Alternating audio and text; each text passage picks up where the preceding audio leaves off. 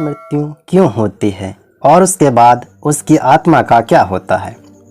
धरती पर जिस प्राणी ने जन्म लिया है उसकी मौत भी निश्चित है। यह एक ऐसा सच है जिसे बदला नहीं जा सकता। हम सभी जानते हैं कि पृथ्वी लोक में प्राणियों की संख्या इतनी है कि हर दिन किसी न किसी की मृत्यु होती रहती है। जाहिर सी बात है कि हर मनुष्य को मोक्ष प्राप्त नहीं होता। इनमें से कुछ ऐसे भी होते हैं जिनकी आत्मा सदियों तक पृथ्वी लोक में ही रह जाती है। इसका कारण है उनकी अकाल मृत्यु हो जाती है। आपने कई बार देखा होगा कि आए दिन लोग सड़क दुर्घटना या फिर किसी आपदा का शिकार हो जाते हैं और अपनी जान गंवा बैठते हैं। ऐसी मौतों को धर्मशास्त्रों में अकाल मृत्यु कहा गया है। अकाल मृत्यु वह स्थिति है जब शरीर नष्ट हो जाता है लेकिन आत्मा संसार में ही रह जाती है। लेकिन सवाल यह उठता है कि आखिर ऐसा क्यों होता है। अकाल मृत्यु के पीछे का कारण क्या है और उसके बाद उसकी आत्मा का क्या होता है। नमस्कार दोस्तों, एक बार फिर से हम हाजिर हैं आपके लिए एक बहुत अच्छी प्रस्तुति को लेकर।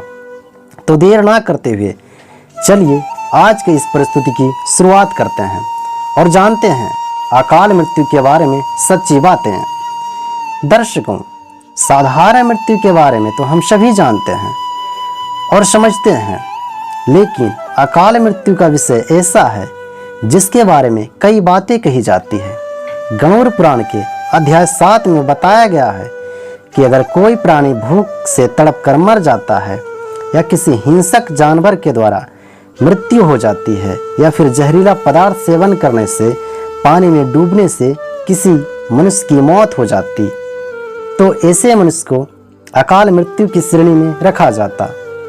अकाल मृत्यु किसी कारण से हो सकती है, फिर चाहे वह किसी रोग के कारण हो या दुर्घटना के कारण। ऐसे में मनुष्य अक्सर यही सोचता है कि काश उनके साथ ऐसा नहीं होता तो शायद इसकी मृत्यु नहीं होती। गणुड़ पुराण में विष्णु जी के वाहन गणुड़ राज ने श्री हरि से यह प्रश्न पूछा था कि जब वेदों में मनुष्य की उम्र 100 साल निश्चित है तो उनकी अकाल मृत्यु क्यों हो जाती। तब श्री हरि तर्क देते हैं कि यह सच है, वेदों में मनुष्य की उम्र 100 साल निर्धारित की गई, परंतु इसमें दुष्कर्म को नहीं मिलाया गया। यानी हर इंसान की मृत्यु तभी होती है जब उसके पास धर्म कार्य के लिए शक्ति नहीं होती या फिर उसका शरीर उसे धर्म कार्य करने की इजाज़त नहीं देता। इसके अलावा जब कोई इंसान अपनी इच्छा से धर्म कार्य को त्याग देता है तो पृथ्वी पर उसके जीवन की अवधि कम हो जाती है। देखा जाए तो हर इंसान का कर्म होता है, उसका धर्म होता है। ऐसे में इंसान की मृत्यु तब होती है जब उसके पास अपने इन कर्म को निभाने की शक्ति या इच्छा नहीं होती। इंसान की उम्र भले ही 100 साल हो, लेकिन अपने कर्मों के जरिए वह अपनी उम्र को खुद ही नष्ट करता चला जाता। वेदों का ज्ञान ना होने से मनुष्य जान ही नहीं पाता कि वह कब कुकर्म करता जाता। गणुड़ पुराण में विष्णु जी यह भी कहते हैं कि मनुष्य जीवन के 7 चक्र निश्चित है। ऐसे में अकाल मृत्यु को प्राप्त होने वाले जो मनुष्य इस चक्र को पूरा नहीं कर पाते, उसे मृत्यु के बाद भी कई प्रकार के कष्ट भोगने पड़ते हैं। दरअसल अचानक ही मृत्यु होने की वजह से मनुष्य की इच्छा, कामना और तृष्णा बनी रहती है जो कभी पूरी नहीं हो पाती। ऐसे में शरीर तो नष्ट हो जाता लेकिन आत्मा का मुंह नहीं छोड़ता। इस स्थिति में अकाल मृत्यु वाली आत्माएं अपने परिजनों या जीवित लोगों को भ्रष्ट पहुंचाती और अपनी मनोकामनाएं पूर्ण करने का प्रयास भी करती। गणुड़ पुराण में बताया गया है कि प्राकृतिक मौत से मरने वाले मनुष्य को 3, 10, 13 या 40 दिन में दूसरा शरीर प्राप्त हो जाता, जबकि अकाल मृत्यु वाले व्यक्ति भूत, प्रेत, पिशाच, कुष्मांडा, ब्राह्मण राक्षस, बेताल और छत्रपाल योनि में भटकता रहता। उनकी आत्मा को आसानी से शांति नहीं मिलती। आपको बता दें कि अकाल मृत्यु में आत्महत्या को सबसे निचले दर्जे पर रखा जाता। ग्रंथों की दृष्टि से यह एक घिनौना कृत्य है। भगवान विष्णु जी ने गणोर पुराण में से ईश्वर का निरादर और अपमान कहा है।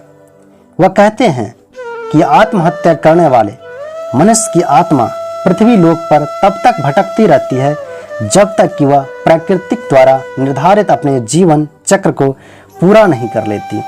ऐसी आत्मा को ना तो नरक लोक में जगह मिलती है और ना ही स्वर्ग लोक में। ऐसी आत्मा को मरने के बाद भी सबसे कष्टदायी स्थिति से गुजरना पड़ता है। यह आत्माएं अपनी तमाम इच्छाओं की पूर्ति के लिए अंधकार में तब तक भटकती रहती है जब तक कि वह उनका जीवन चक्र पूरा नहीं हो जाता। भगवान विष्णु बताते हैं कि मनुष्य परिजनों को नदी या तालाब में तर्पण करना चाहिए। साथ ही मृत आत्मा की इच्छा की पूर्ति के लिए पिंडदान और दान पुण्य जैसे सत्कर्म करने चाहिए ताकि उनकी आत्मा को जल्द ही मुक्ति मिल जाए। यह सत्कर्म कम से कम 3 से 4 वर्षों तक करना चाहिए, तब जाकर कहीं अकाल मृत आत्मा को मुक्ति मिल पाती है और उनके नए जीवन की शुरुआत होती है। तो दोस्तों, आज का अध्याय यहीं पे समाप्त होता है। यह प्रस्तुति आपको अच्छा लगा हो तो इसे लाइक करें और अगर आपने हमारे चैनल को सब्सक्राइब नहीं किया तो ज़रूर कर लीजिए और इसी तरह के धर्म से जुड़ी ज्ञान जानने के लिए हमारे साथ जुड़े। तब तक के लिए ओम नमः शिवाय, ओम नमः शिवाय।